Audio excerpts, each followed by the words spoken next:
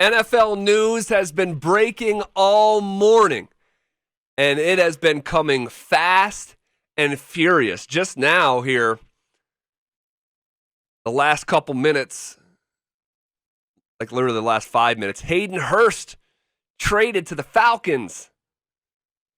The Ravens, as Hayden Hurst and a fourth-round pick, the Ravens get back the Falcons' second-round pick this season, as well as a fifth-round pick. It's been hard to keep track with all this news. Yeah, and Hayden Hurst, a former first-rounder from South Carolina, tight end, being moved for a second-rounder and a fifth, it looks like. Okay.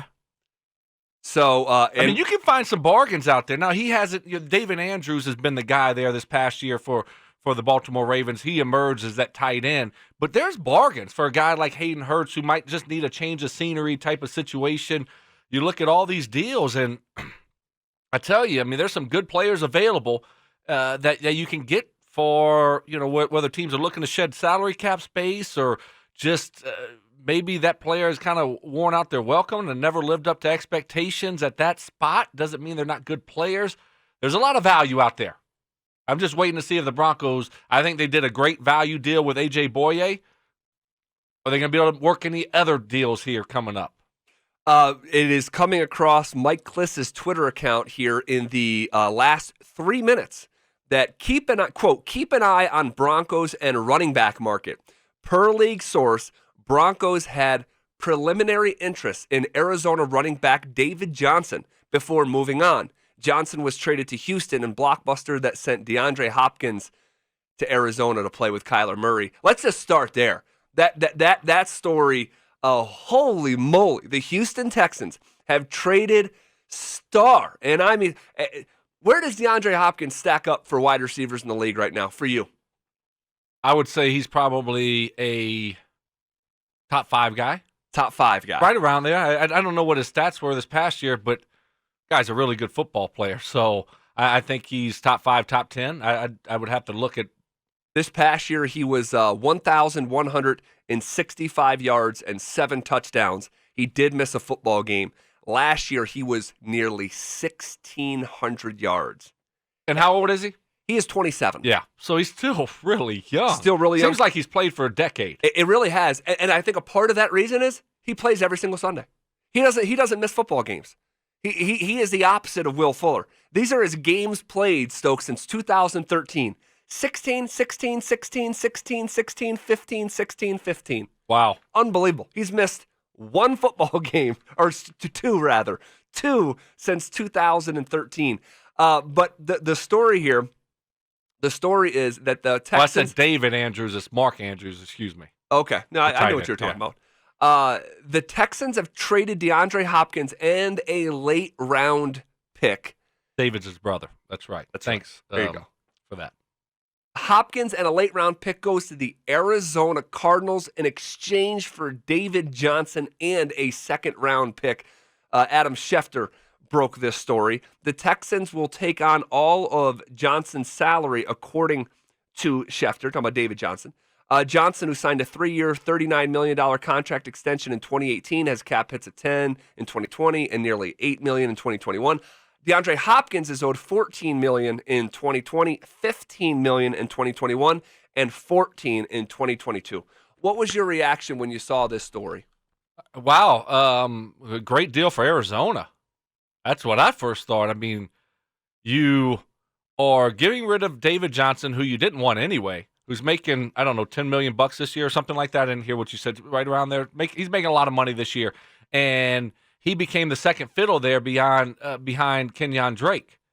They wanted to get rid of him and his salary because they're moving forward with Kenyon Drake. Yeah. And who's going to take that contract on with a running back that has been hurt lately, hasn't performed like he did, 2-3 years ago? Yeah. And so not only were you able to shed David Johnson, but then you take on a game-breaking wide receiver who would pair nicely with Kyler Murray in that offense. So I think Arizona did a great job. Now, I look at Houston and I say, okay, They got a second-round pick here, Mm-hmm. which they need picks because they've been dealing. You talk about wheeling and dealing. I mean, that's all Bill O'Brien's been doing here in the last year since he's been the GM. I look at it from their perspective and say, okay, you're getting rid of a wide receiver that's still in his prime at 27, still got a lot of good football left in him. Why would you do that and take on a running back? And I look at their offense, and you look at Deshaun Watson and what they try to do and what they're trying to do moving forward. And I think you might see more of and they did it to a certain degree, but more of a Baltimore Ravens style of an offense. And that's what they do to a certain degree there. But David Johnson, with his ability, he's a really good pass receiver out of the backfield. He is. And you look at Deshaun Watson and say, Deshaun Watson can make these other receivers really good because he extends plays, the things that he does. We don't need a premier number one receiver anymore. And so I guess that's from their perspective, the way they're looking at it. And it seems like that possibly DeAndre Hopkins wants a new deal here and maybe add a couple years onto his contract and get some guaranteed money here. Also, on maybe that's another part of why Houston was ready to move on from him. Yeah. But from the surface, you look at it and you say, wow, Arizona, clean that one up. Don't you think? Absolutely. Okay. And I think, and I know there's more to it than this. There's the finances, there's picks involved. But, who's the happier quarterback today? Kyler Murray or Deshaun Watson. Deshaun Watson, Yeah. Excuse me. I mean, Kyler Murray's like, holy moly. I have a awesome new toy that is as reliable as any wide receiver in the game from both an availability standpoint and catching the darn football. The guy just doesn't drop passes. So, and if you're Deshaun Watson, sure you're looking around like, are we sure about this? We sure about this? I know DeAndre Hopkins makes a lot of dudes look good. It works in the other way as well. Oh, sure. Certainly. I know firsthand that. You made Peyton look good? I mean, you said it. I didn't want to say it, but yeah. I know how that is, Zach. No, seriously, you're spot on. When you look at it, Deshaun Watson's like, really? I had a top 5 wide receiver. You just let that guy go. I got a running back? And apparently, by the way, and you sent me the article through a text message from Pro Football Talk. Apparently, Bill O'Brien been wanting to trade DeAndre Hopkins a year ago when they had the old GM, is it Rick Smith. Gain or something like that? It used to be Rick Smith and maybe somebody, I don't know. Okay. But he wanted to move on from DeAndre Hopkins when Hopkins was coming off like a 1,600-yard season. Yeah, go figure. Billy boy. But that's what I'm talking about. Like you know, should the Broncos have tried to get into this thing for either one of these guys? Should the Broncos been in play here for either one of these guys? When you look at Deshaun Watson, DeAndre Hopkins, could you have had him for? I mean, what could you got him for? So let's look what Arizona gave up: David Johnson and a second-round pick. Can you give them a second and a third? I mean, do they really want David Johnson and that $10 million salary that much? Probably not, right? If you gave Bill O'Brien a second and a third, second and a fourth, maybe, I don't know.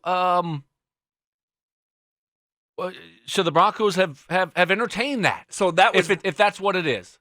That was the discussion that I wanted to have before that segment that we put in about an hour before the show already expired. Right. That's a good question. It's a good question. Would you have given up a second round pick and a third round pick for DeAndre Hopkins, and knowing that you're probably going to have to do a new deal with him? Add a couple years on. He's only 27. Right. He's always available. Yes, I would. Yes, I would, because I know what he brings to the table. He's tough. He's a competitor. To me, seems like a good guy. You don't hear anything bad about him. No. And every interview that I've heard from him, he says all the right things. I mean, I definitely would do it. You add him with Cortland Sutton. Now you got two, premium wide receivers for your young quarterback to throw the football to. I just think that you have to make sometimes you have to make these types of moves to jumpstart your offense. And when you look at the receiver position, this draft is stock full of them, right? Well, last time it was stock full of them, we swung and missed with Cody Latimer. Yeah. So we have a known here in DeAndre Hopkins. Do we want to very swing, known. Do we want to Do we want to swing again in the draft and get a rookie that doesn't turn out to be, any good? And now we're just like, oh, that was a wasted pick there in the second round or whenever, first round, and we could have gone out there and been aggressive and got a known commodity, a future Hall of Famer in his prime commodity. Right. So for a second and a third, now you're going to pay him, but he's worth every penny. And you got money. Sure, you got money. But if you told me week 1, 2020, Cortland Sutton on one side of the field and DeAndre Hopkins on the other. Ooh. What's that, Nick? Ooh. I mean, that's pretty exciting. But it's a moot point. He's going to Arizona. He and Larry Fitzgerald, I guess, tag team it there with what's a big kid out of A&M, a Christian Kirk. Yep. Right? That's a pretty good trio right there. Sure. Absolutely. Arizona far exceeded my expectations this year with what they're able to do with Kingsbury coming out of college after he got fired and Kyler Murray being their quarterback. I thought they far exceeded my expectations anyway. So it's going to be interesting to see and watch. But there's deals to be made. And this is kind of what I want the Broncos to do here. Let's wake up. Let's go. Let's go. Trades, be aggressive. You can't be sitting on your hands here while other teams are making deals. Okay? You're not in that situation. You're not in that position if you're the Denver Broncos because you've been a bad football team for 3 years. You've missed the playoffs for 4 straight years. You have got to be aggressive. You got to get out in front of this thing. Start making deals. Make stuff happen. You have cap room. You have draft capital. Let's go. It's time to make some moves. Were you expecting to already hear something at this point? Yes. Of course I was. I think we did this time last year, right? Was this Juwan James? I'm pretty sure. I think Juwan James and Kareem Jackson, I want to say, happened in the same day. I mean, I really thought John was going to come out just like guns blazing, making moves, wheeling and dealing, especially when we saw the A.J. Boye, come down last week. And we have ammunition. We have draft capital, money. I just thought that we would hear some things early. Not saying that, look, there's a lot of moves still to be made here. Sure. But that's kind of what I want this process to be this year is let's be really aggressive. Let's take some chances. I mean, that's how you bounce back. You don't just, stay the course and we're gonna be fundamentally sound in the draft and we're not gonna overspend this offseason and we're not gonna take chances. Jerry told us, you got to take some risk. Yeah. You got to take some chances. You got to be bold. You got to go after a DeAndre Hopkins. You got to make these types of moves. You got a great player that's available for peanuts for whatever reason. What if you're a Houston Texans fan today? How are you feeling today? David Johnson? I mean, when did he have a good year? Well, was I playing when he had his last good year?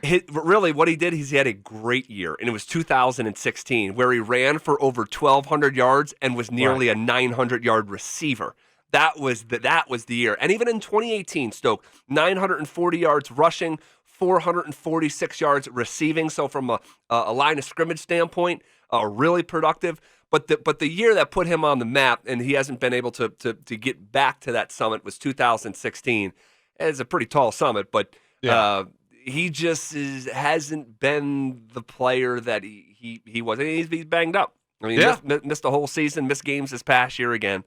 So, but if you're a Texans fan, I mean, you're like, this is this guy was everything we hoped for. He is, as effective as anyone in the game. I have him as a top 3 receiver in the game. And I'm seeing on Twitter right now, someone writes, Bill O'Brien once ran a fake punt from his own 31 in a playoff game, and that was somehow not his worst decision.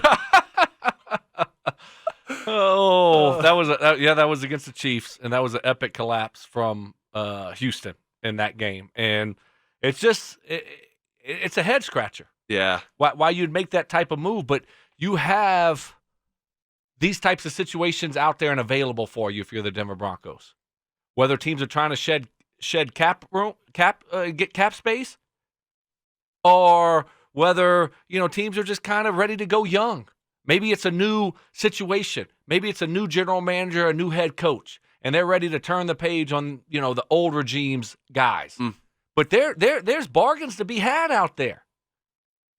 Are you kind of surprised that we haven't heard anything? Now, we just get rocking and rolling here, but we know how this thing works. I mean, there's a reason why we start hearing all this news because stuff has been working behind the scenes here. Right. So are you surprised that, we haven't heard anything about anything to do with the Denver Broncos besides Mike Kliss saying they had interest in a running back and possibly being David Johnson?